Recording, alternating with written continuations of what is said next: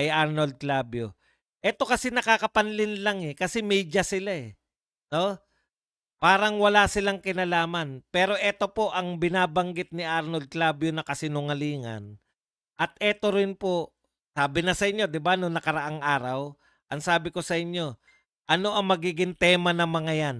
Yung sinasabi ni Clavio, paalala ko lang po yung pinag-usapan natin, no? Na sinasabi ko na ipaglalaban nila. Maraming sektor ang hindi naman tanggap ang pagpapalit kay Pangulong Bongbong Marcos ay si BP Sara. Si BP Duterte ay may sariling kinakaharap din na issue. So, yung punto nila, ginandahan lang, never again sa Duterte. 'Di ba? Yan yung sinasabi nila eh. Yan na yung sinabi ni Arnold Clavio eh, na kung sakaling matatanggal, parang sumuko na sila na maaring matanggal na si BBM eh. 'Di ba?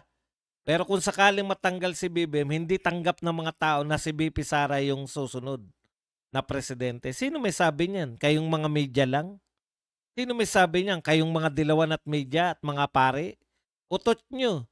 Sumunod tayo sa konstitusyon. Ano man ang mangyari kay BBM, mag-resign man siya o mapatalsik. Si BP Sara ang upo. Yan yung ayaw ng mga dilawan. Kaya sila nananahimik katulad ng sinabi ni Bato. Pero dito muna tayo kay Arnold Clavio. Kung mawawala sa pwesto si Pangulong Bongbong Marcos Jr., matitigil ang isinasagawang investigasyon at matutuwa at magdiriwang ang mga magnanakaw sa gobyerno. Tignan nyo Una, dinadala nila na dapat hindi si BP Sara. Siguro na-realize nila, putya, imposible yan. Dapat hindi ganyan ang panawagan natin. Dapat ang panawagan natin, eto. Kaya hindi dapat si BP Sara dahil matitigil yung isinasagawang investigasyon at matutuwa at magdiriwang ang mga magnanakaw. Hindi ko lang to kay Arnold Clavio nakita eh. Kaya lang siya lang yung pinakasikat. Siya lang yung pinakasikat na nagdadala nito. Hindi rin ako naniniwala na maiisip to ni Clavio. May kakulangan si Clavio sa ganun eh. Eto, binabalan sa kanila yan. No? Ito ang kampanya natin. Ito ang ikakampanya ng mga lintik na mga dilawan na yan na nagkukunwaring anti-corruption. No? Nakikita nyo na ngayon kung saan patutungo yung anti-corruption nila eh. Sasabihin nila, kaya dapat hindi rin natin ipalit. No? Dapat tutulan din natin. Ibig sabihin, okay lang sa kanila na magpatuloy si BBM kasi pag pumalit si BP Sara, hindi na magpapatuloy lang yung magnanakaw. Kita nyo katarantaduhan yan. Pinapaikot-ikot nyo kami sa mga kwento nyo. Ha? Naniniwala ba kayo? Eto lang Ibig mo sabihin, Clavio, makinig ka. Manyak Clavio.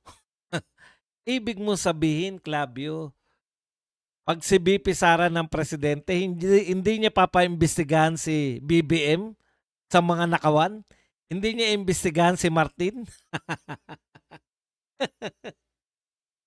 Ikaw nga sumagot niyan, Clavio. Sa tingin niyo ba kayong mga naniniwala sa ganyan linya? O hindi dapat maupo si BP Sara kasi matitigil yung investigasyon? So, ibig sabihin, ituloy na lang natin si BBM. Kasi at least si BBM, nagpapaimbestiga. Ganun ba? Okay, tanyo? Yan ang linya nila. Yan ang linya ng mga bayarang media. Hindi ko lang kay Clavio narinig yan. Kaya lang, siya lang pinakasikat eh. Bakit pa natin dadama yung ako pa magpapasikat? Yan po ang daladala ng mga bayarang media. Ganyan linyahan. Simple lang po. Kung hindi kayo bayaran, ganito lang po yan at kayo anti-corruption, papanagutin ang mga magnanakaw. Sipain sa pwesto. Piliting mag-resign. 'Di ba? Ibagsak, ganun yung mga panawagan dapat. Kung kayo anti-corruption, ganyan lahat ng panawagan na anti-corruption eh. Piliting mag-resign si BBM. Mag-rally para wala po kayong pakialam kung sino ang papalit. Kasi anti-corruption kayo eh. Kami anti-corruption na, pro-Duterte pa. Kaya kayo may problema kayo kasi kami nasa tama. Bakit kami nasa tama? Alam namin ang papalit pag nawala yung presidente, ano man ang dahilan, no, mag-resign man, magkasakit man, hindi nakakayanin, Vice President ang papalit.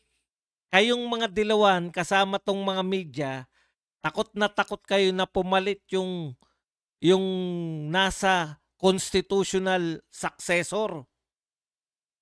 Yung successor sa ayon sa batas.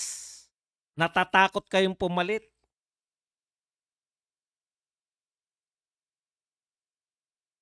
Kunwari may investigasyon. May nakulong na? Ilan na nakulong? Dun sa nadali, ilan na ba nakulong? Ilan na sasabihin ni Auntie Claire, talagang sanay na wala pa pong nadedemanda.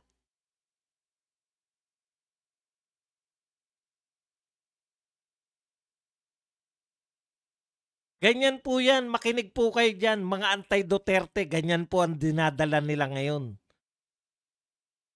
Pare-pareho lang yan dahil isang laglagan lang yan eh. Isang laglag lang yan eh. Hindi pa rin daw dapat maupo kung kaya yan po yung dadalhin nila sa November 30. No to Duterte, no to Duterte pa rin. Kunwari tumututol sila sa corruption, alam nyo, huwag nyong pagsamahin dahil hindi corrupt yung mga Duterte. Kayong mga dilawan, yan yung problema nyo eh. Para maisama nyo yung mga Duterte sa anti-corruption drive ninyo, magsisinungaling kayo. O, ano ba yung sinasabi ng mga lintik na to? Ayan, katulad niyan. Kunwari, against si Sara Duterte kay Saldico, yun pala, political allies ang Ako Bicol Party List sa tugpong ng pagbabago. Kita nyo? Kailan kaya kailan kaya yan naging political sila? Kailan sila naging political ally? O, tignan nyo po yung petsa.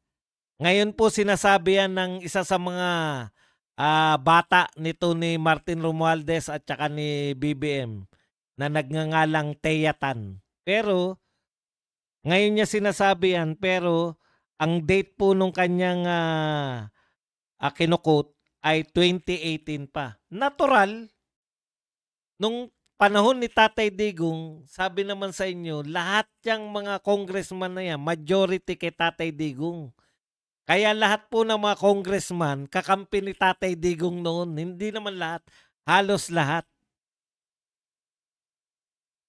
Diba halos lahat, kakampi ni Tatay Digong. Yun eh. Tapos sasabihin, magka-alliance daw. Isa pang sinasabi nila na tuta. Pakawala daw ng mga Duterte si Saldico. Kayo na po bahalang no?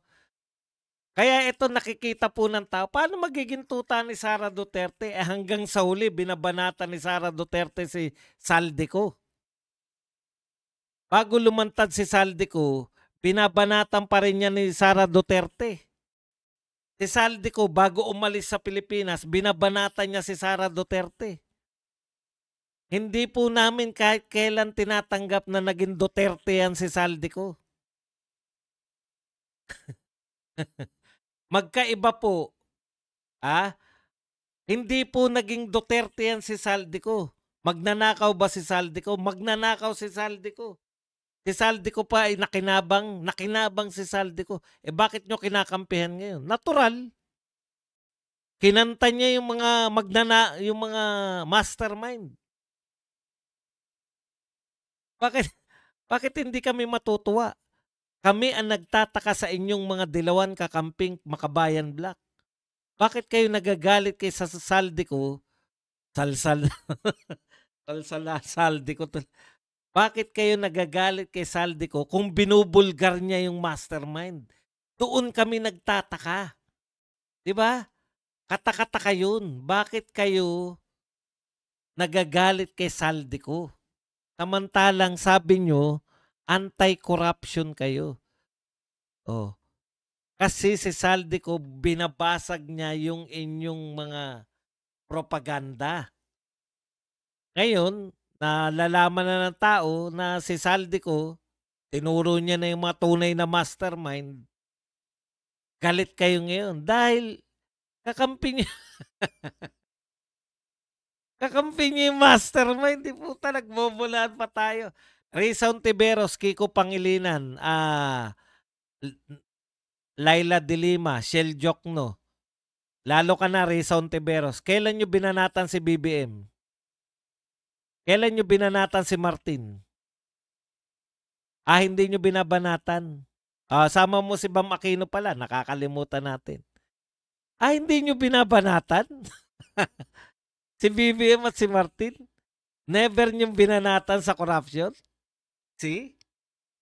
Ano kayo magiging anti-corruption? Hindi kayo anti-corruption. Anti-Duterte kayo na sinasakyan nyo yung galit ng tao sa corruption. Kaya kayo ang mas malaki naming kalaban kasi nililin lang nyo. Yung mga Marcos, given na yan, pinagtatanggol nila si BBM eh. Oh. Hindi nila maamin na corrupt si BBM at yung mga kaalyado niya, lalo na si Martin. Hindi nila sasabihin na corrupt si Martin. Kilala na ng tao mga corrupt dito sa Pilipinas eh. Kayo hindi nyo binabanatan. Pero magsasagawa kayo ng anti-corruption rally. Tapos ang papanagutin nyo, ang sasabihin nyo ron, kailangan hindi makaupo si BP Sara dahil pag naupo si BP Sara, ititigil niya ang investigasyon. Investigasyon ng corrupt officials? Utot nyo, ipapakulong ni BP Sara yung mga kakampi nyo ngayon.